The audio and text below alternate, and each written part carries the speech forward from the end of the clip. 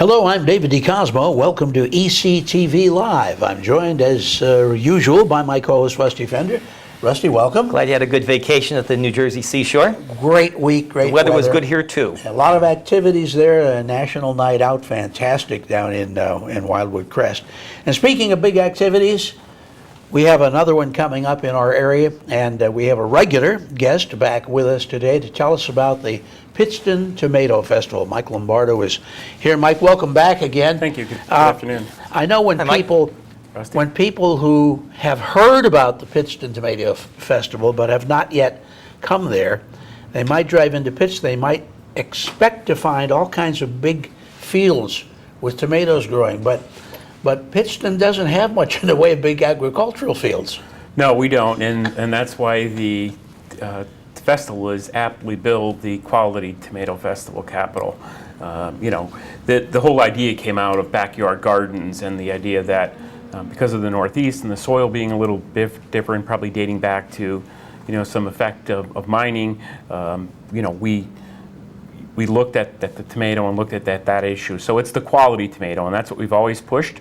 It's not quantity, it's quality. And you'll see over the 4 days that the festival runs, a lot of focus on that and the quality end of the tomato. Sure. When is it being held this year?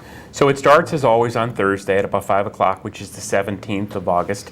And it'll run through Friday, Saturday, and Sunday. It's really literally a 4-day event, which is really great because people can come to town and spend a lot of time and get to see the town beside the festival itself, although you are centered right downtown. Sure, we're right in the center, what we call our central lot, which is almost in the dead center of our main street. But it is a good 4 days where people have the opportunity to come at various times and see various events. And then also, the last 20 or so years, we've been proud of some of the progress that's being made downtown. So for us, it's also an opportunity to feature some of the things that are new in terms of the city itself. Like the big mural right next to the actual grounds itself. Correct, that's new. And then also this year, guests will see the recently placed John F. Kennedy statue. Yes. And Kennedy hopefully, Boulevard at Water Street. Correct, Yes. and hopefully if everything goes the right way, Christopher Columbus will take another voyage back to his current location. Yeah, let's not skip over that. You're going to have to wall him in this time Yes. with like sentries and... Understand that Pittston, which has a really shared heritage. I mean, it is a mixing bowl there. A lot of Italian, a lot of Irish, but they're a very prominent statue of Christopher Columbus as you enter town from the southern direction. And what happened? Well, actually, let me jump back a second. What keeps happening, I think, is the question. There's a little bit of, I don't know if irony is the right word, but so when the boulevard was developed back in the 60s, Kennedy Boulevard. Kennedy Boulevard, it was named after our former president, John F. Kennedy, and then Railroad Street was renamed Columbus Ave, and the Columbus statue was placed there, and there was always the intent to place JFK. Actually, my understanding historically is that if you know where the coal miner is placed, at the other end of town, another diamond that's very similar in the medial Same strip. thing at the Fort Jenkins Bridge. Correct. That's where Kennedy was supposed to be. For whatever reason, that never transpired, and so this year we brought to fruition that idea. So the idea that Kennedy and actually Columbus, who's been there for a long, long time, are both coming back within weeks of one another, is historically interesting. But what happened is, there was an accident several months back where an individual actually drove their car into the statue, certainly not intentionally. I think there were some health-related issues that occurred. Hit the base of the statue. Hit the base, flipped the statue off. The car took most of the impact. The statue wasn't damaged. Which saved the statue from the car taking the impact. That was very lucky. Yeah, unfortunately, first and foremost, nobody was hurt in the accident. That's always the most important thing. Sure. No matter how expensive something is, it can be physically fixed. And that was our perspective right from the start. But then it became a little more complicated because it is a one-of-a-kind statue that with the base and the statue weighs 18,000 pounds. So it's not a simple, okay, we're going to take it out, we're going to fix it. There were cranes involved. We're in the PennDOT right away, so you just don't do whatever you want to do. So it turned into a 6-month Wow. quest. And I actually was trying to add up. As you know, Columbus made a couple voyages, and I tried to total all the days, and I think it took exactly about as much time as it's taken to get him back in place. There wasn't as much damage to the Nina, the Pinta, and the There Santa Maria wasn't. as there was to that statue at There Columbus was Avenue. not, which affirms, the old idea of the good old days. Yes, The yes. boats are much safer than automobiles. But you expect him back for the festival? Yeah, we're open next week. We always have some we call fire drill that occurs. Joe Moskowitz, our city administrator, likes to say that when he first got to Pittston, he realized that the whole clock of the city is set on these 4 days, and there are so many things Right. that have to be done. And so it looks like the Monument Company next week, if all goes well, is going to be restoring Columbus to his place, which will be Tuesday prior to the Thursday. So we'll have 2 days that the statue will be in place, and we're planning on having it all relatively fixed and landscaped and lighting in and flagpoles in. So that's our fire You've been drill. working on it since the first good weather, because I go down that way to work, and you've been landscaping and everything's the fence, the iron fence was taken out to allow more room for the contractors to work and all that kind of stuff. But the Tomato Festival, one of the few things that's been a success from the first time it hit the area. How many years, Mike? So we're in our 35th year. Wow. 35. And it's 20 for this committee. So there 82. are a lot of people that deserve a lot of credit from the people that started the festival. Some of them are still with us. Some of them have since passed. Several of them are honored in the mural, which is the Inspiration Mural. And the festival has been a great event for the city. And the festival is bigger than any one of us. It's bigger than any It's member of the grown committee. tremendously. And we're really proud of it. It's a really nice event where families can come. We've not ever charged an admission fee, so you can come and have free entertainment. And we've always talked to our vendors about being mindful and cognizant of this is a family event, and let's try to keep our prices in order so that a family can come. Because as you know, Dave, you were away. In this day and age, it's not cheap to do anything. Oh, my word. Whether Yeah, go to yeah. the movies or whatever. So Yeah. we've always tried to do that. And the really interesting piece, I think, that sort of is an indicator to us that it's successful is that a lot of groups, high school reunion groups, will schedule their events around those 4 days because it gives them something else to do in the backdrop of their reunion. Likewise, families do the same thing. So it's a great opportunity to meet with friends. That's my favorite part of it. Sure. Is interacting and seeing people that I don't see but for that event in that year. Some people come home from out of town, so it really is great to showcase the people part of it. I like is the camaraderie around town. A good friend of mine is the person who runs all the Burger Kings, like 43 of them, Joe Steiniger. And you want to park in the Burger Kings and the post office and all that around town, they say go ahead. They're very conducive to having people, customers, patrons of the Tomato Festival, park in all the private They're a lots good in town. neighbor in the yeah, city, instead of yeah. instead of some if they were in New York City, they'd be waiting with a tow truck, with the motor running. yeah. But I mean, great camaraderie in the town, and just great neighborly friendship to the Tomato Festival from all the businesses around there, Mike. Yeah, the businesses are great. As a matter of fact, we never talk much about parking because everybody just figures it out. And I was talking to Monsignor Bendick one day, who just has left Just St. retired, John's, yeah. and I had told him I think this is what he's referring to when he talks about one of the mysteries, parking and how it works at the festival. That's one of the mysteries, but it does every year, and it does because businesses step up and they're very tolerant. There's a lot of activity, and especially Saturday Parade Day. You're right. And our businesses are great downtown, in and about Main Street, and also those that are close off Main Street. They'll adjust their schedules. They're mindful of when the festival is, and everybody kind of rolls with it. So we're thankful. It's a for big that. deal. They have it cordoned off from West Pittston side of the bridges all the way to the Pittston bypass. This is sure. a huge area where you can't get into, and it flows like clockwork every year. Well, and pardon me, you prompt a question that, in a sense, you've answered in one regard. One of the things I always like to ask about is the financial impact of an event on a community. And when we say that, we immediately think of the community in which the event is staged. But realistically, and I give you the Bloomsburg Fair as an example, the Bloomsburg Fair is in the town of Bloomsburg, but the fact of the matter is it brings people in from all over the place to that area. Now, one thing that Pittston does not have is a big hotel, at least, right downtown. Yeah, David. Yeah. So it would seem to me that you are having a financial impact on the area in terms of all these people coming in. You say reunions, Right. family reunions, even class reunions and things. If they're coming in for that, they got to stay somewhere. So it's got to be in the area. And the closest is going to be, well, Wilkes-Barre or Scranton or on 315 in Pittston right? Township, Pittston correct. Township Yeah, will Pittston get the Township, overflow. right, Pittston Township, yeah. Yeah, I mean, it definitely has an impact, and it certainly does for the businesses downtown. They see an uptick in traffic and kind of work around the sort of the chaos that it creates too. Because there's always that danger when you start shutting down streets. So we try to articulate that far in advance, and we're cognizant of our neighbors. Without West Pittston's participation, it would be very hard for us to do the event, and they're great partners and deserve a lot of credit as well in this. They help us from a policing standpoint. The race goes through part of their streets. So we're lucky, but all of our neighboring communities around us really step up. So we like to see the benefit, and each day we move towards the blurred lines of where Pittston ends and Jenkins or Duryea, Sure. the better off Sure. we'll be. And the town never looked better.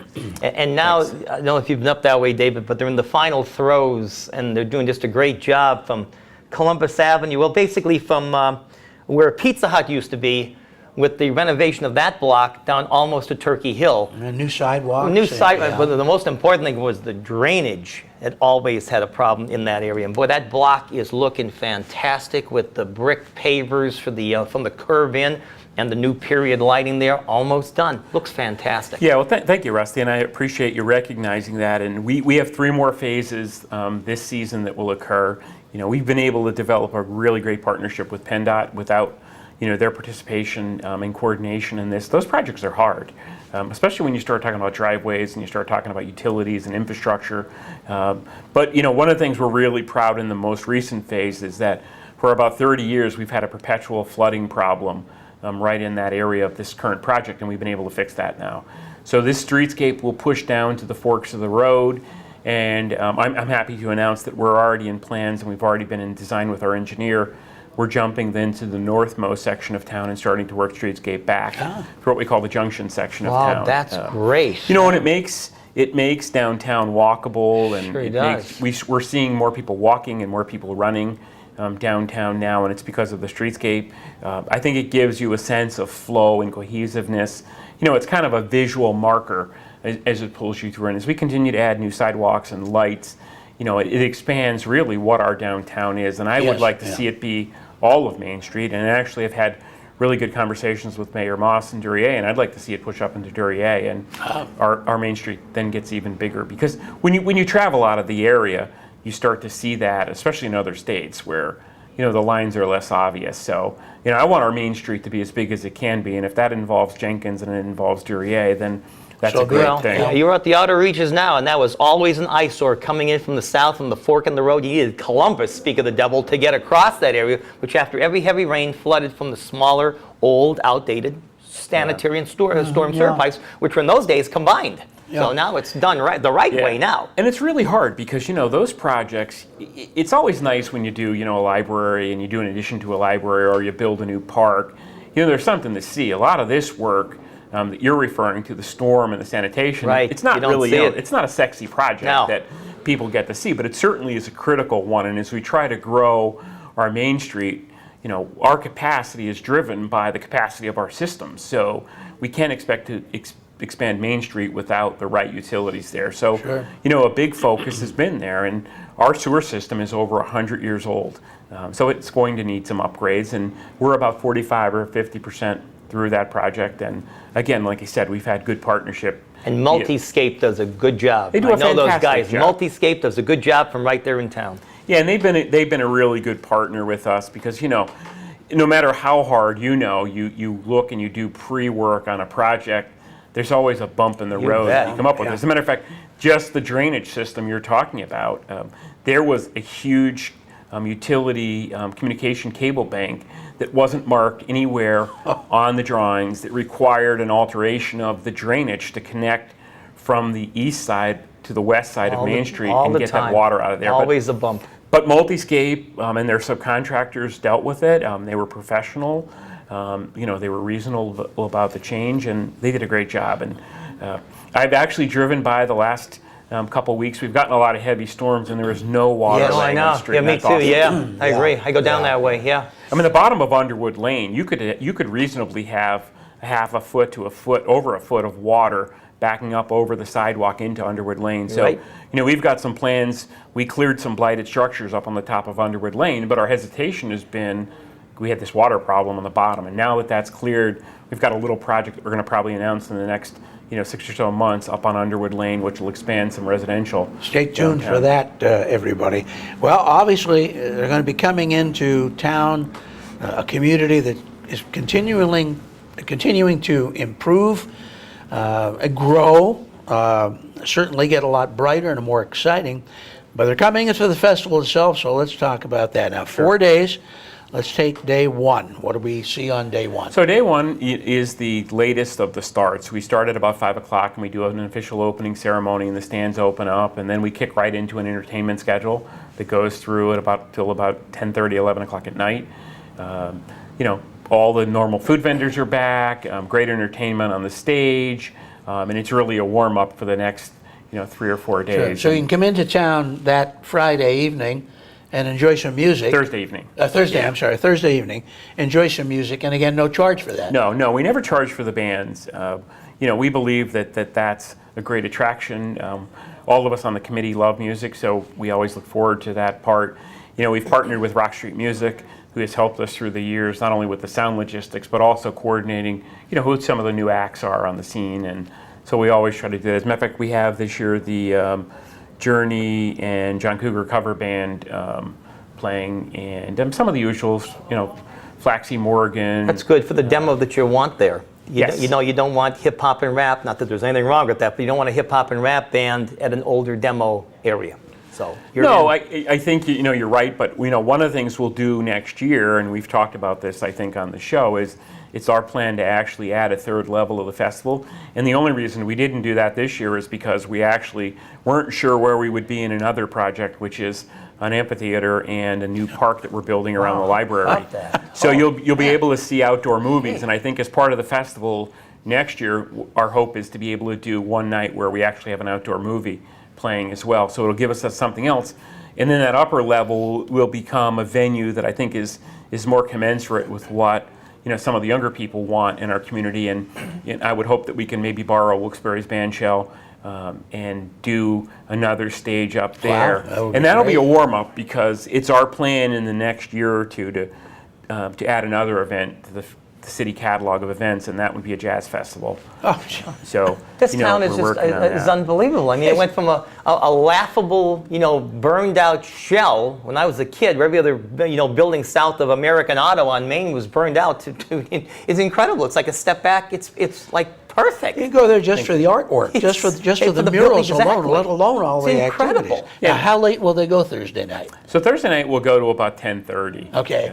It's a weeknight. It's a weeknight, Yeah, right. and we're always Yeah. cognizant of that, and making sure that people are comfortable, and it's just the perfect amount of time really to get started up, and then the rest of the nights will go a little bit later. But then again, Sunday we'll kick off. We'll close Okay. out about 10 o'clock. So How about Friday? Now, So let's get into Friday, we'll open around 11 or so. Some of the stands will open up, and we'll start, the day warming up, and then by about 4:30 or so, we'll be full into the music schedule, which is sort of a flip-flop between some solo acts and then some larger bands that come in and close out the evening. And again, the other piece is that next year we hope that second stage, not the amphitheater now, next to the building that we built last year, will be up and running, so we won't have as much lag time.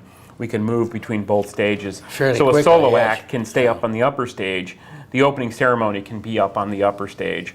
And then Friday, the music events go right through. And then Saturday is really a long but great day that really kicks off with the 5K race. And where that runs, now you mentioned that goes actually into West Pittston as well? Yes, so it starts right in front of Fino's Drugstore, and then it crosses the Fort Jenkins Bridge, comes back over the Water Street Bridge, and then it winds through the Oregon and South Pittston sections of town, jumps back onto Main Street, at a time when everybody has then congregated for the parade. So it's one of the really cool things about our race is that you have this captive audience waiting for the parade that the runners kind of get to come through. And the minute the last runner passes Columbus Ave, we begin the parade. We're excited on Saturday about the parade because one of our local favorite sports people, Jimmy Cefalo, Oh, yes. who is a former Pittston City resident, Pittston area high school grad, 74 grad, with correct. me. Yep. Yeah, and Miami Dolphin Yep. athlete is coming back and being honored as the Grand Marshal of the parade. Oh, great, And in great. addition to Jim, we're fortunate to have our Governor Wolf, joining us for this year's festival and walking honorarily in the parade with us. So the parade is going to be really fun. It's a great opportunity to showcase, a bunch of businesses, but also to showcase our talented bands from Pittston area and Wyoming area, and some of the other floats that sort of show off some of the businesses, like RJ Walker, who's a relatively new business in town, always has a great float, and they really step up and do an awesome job. And then throughout that day, you'll have some of the other events, like the tomato fight, which we do every year, and as we've said over and over, we raise money for food charities in the area. Still over in Cooper's? Correct. Yeah. Yeah, and we have a great partnership with the Cooper family, and they've been an awesome partner right through the years for us. And they're still they have their catering business, Correct. I believe, is now Yes. located right there. And I don't want to overlook this because it's a point that comes up every year for people that don't follow it constantly. The tomato fight is all kinds of fun, and people get geared up. Some of them have protective face, but they are not wasting good tomato. Right. Please, Correct. Right. Yeah. Thank you. These are It's not a these are- food waste. Yeah. No, these are tomatoes that are well beyond salvaging. They can't be used for anything, not sauce. They're a not, minute away from juice. Yeah, That's they're- how ripe these are. It's actually disgusting is about the only word that, I think I've told the story here a couple times. Without being mindful of it, I came home from the tomato fight the first year after the Pittston area cheerleaders dumped an empty case of juice down my back, and so I had seeds and sauce all over me. And I took my gear off and threw it into the wash and destroyed our washing machine for about a week. No doubt. And my daughters and my wife didn't let me live that down No doubt. until all the seeds were finally run through Onto the the seed system, cycle yeah. of the system. So it's pretty bad. I mean, but it's fun. It's a lot of fun, and people travel from all over. And you do raise money through that. We do. particular- We raise anywhere from $4,000 to $8,000. We that's usually incredible, isn't it? support the food Incredible. pantry at St. John's. We've supported the soup kitchens both in Wilkes-Barre and Scranton because we're mindful that this is a regional event, so we can't just focus some of our efforts in terms of making investments there. We do that regionally because both places need to be helped. So we try to periodically do that. A couple years ago, the food bank was opened up in St. John's, so that allowed us to focus a little bit, but we still do out of the area things, with the proceeds from that, as we do with the whole festival. Our profits are seen in the various art projects that you've referenced downtown. And, most recently, the festival contributed to the JFK statue.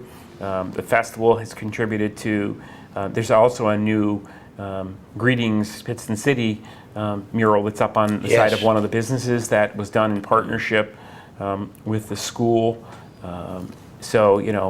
The festival is about the community and supporting the community, and what we get, we give back. And you have great restaurants too when the festival isn't in progress, like the Tomato Bar and Napoli, the Gramercy, Palazzo. Palazzo. is And people that yeah. come to town for the festival discover these places if they haven't already. And Yeah, they see them. Vince's Pizza. I mean, we've got a bunch of great places. In the Junction, we've got Lisa's, which is another great piece. DeMuro's, which has been a mainstay in 76, in the city. right We've on William, yeah. got some new places. We've got a Mediterranean place that just opened up on Broad Street, up on Upper Broad. So we've got some great facilities, and we also get some spillover because our events get booked, and we know that places like Aguilino's across the river and our neighboring community of West Pittston does well, and Hey, sure. You're right. they're Here, partners. Here They do again, well. the economic impact Yeah. isn't limited to city. So after the tomato battle, then you're into where your music is continuing. Correct. Yeah. Throughout the day, and then you go into Sunday. Then Sunday is sort of I would call it the pageantry day, and that we have a bunch of different events that occur down on the stage. There's Little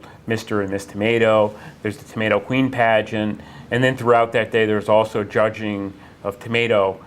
We have the sauce war. We have the judging of tomatoes, the ugliest, the most unique, the largest, the smallest. So, bunch of and strange a lot of these categories. are some that actually have been grown then at these backyard gardens. in Correct, Pittston, yeah. So people come in and they register and log their tomatoes in, and we do some judging. And so Sunday is really about it's kind of a celebration of, the garden. It's a celebration of some of our local youth, and it's been really good. I mean, this is the 20th year for the committee that I'm involved in and that I'm doing it, and we've had some great young ladies come through that have been the Tomato Queen, and that sort of may sound silly and funny, but let me tell you, they really take those roles responsibly, and they show up at other events, and they've shown up and rolled their sleeves up and helped do some things. So I give them a ton of credit. Sure, I mean, sure. they're really. It's really an opportunity to showcase for us some of our best and our brightest and most The talented. dates again? The 17th, the 18th, 19th, and 20th. So And it's Thursday, Friday, let's not Saturday, and skip Sunday. over, this amphitheater is going to be built?